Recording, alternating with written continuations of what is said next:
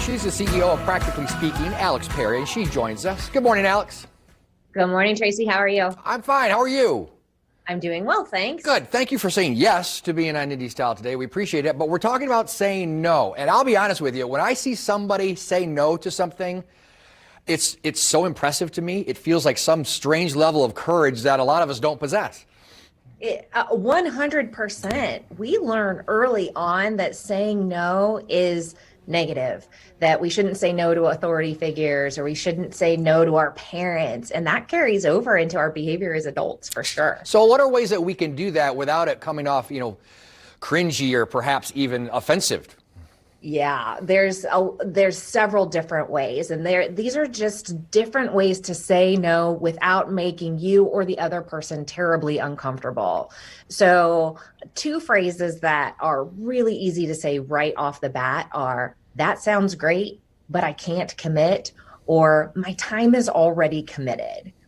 And depending on who you're talking to, you can vary those phrases based on who's making the ask. So "sounds great, but I can't commit" might work really well for a party, but may not work so well for your boss.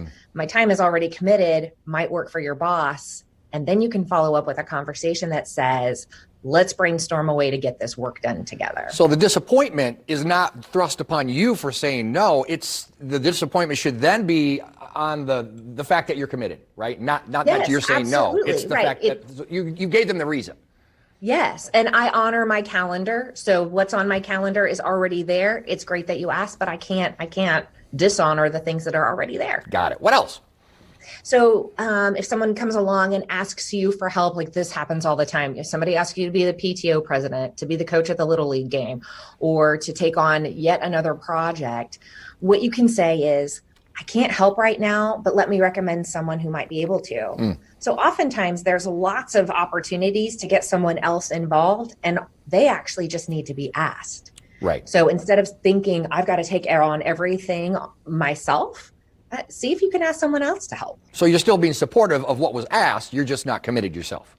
Absolutely. Okay. Absolutely. Give me another one. I like this. So another one is, "I'm honored, but I can't."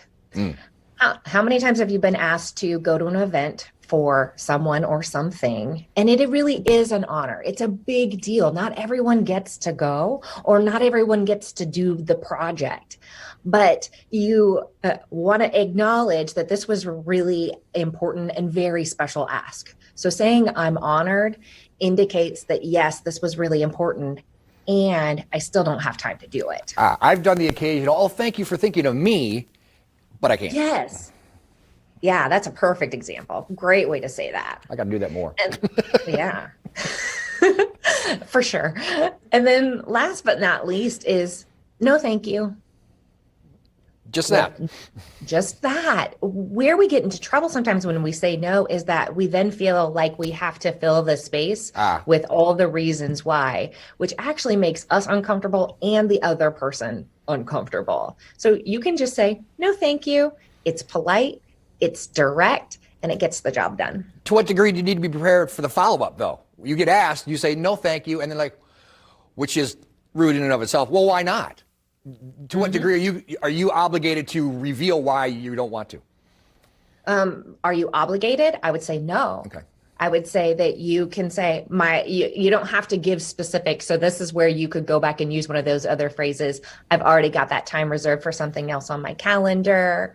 I'm unable to take on any more projects right now. I just don't have the time." You know who's really good at all these? She's sitting right over there, my co-host today, Anessa, because we put so much burden on her at this station.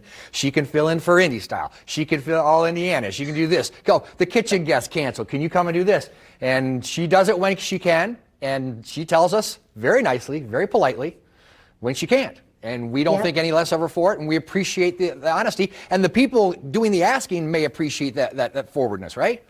Absolutely. You don't want to get yourself into a situation where you are saying yes to something and then not being able to do it and do it well. That's bad for both sides. Right. Or dragging it out to the point where they can't move on to someone else. Absolutely. Absolutely. I say it this way. If you want more freedom in life, and you've got to set better boundaries, and saying no is part of that. Well, I hate to say goodbye, but we have to do that. pswithalex.com. We'll put the link on indiestyle.tv. Thank you so much. Great advice as always. Thanks, Tracy. See you later. Take care.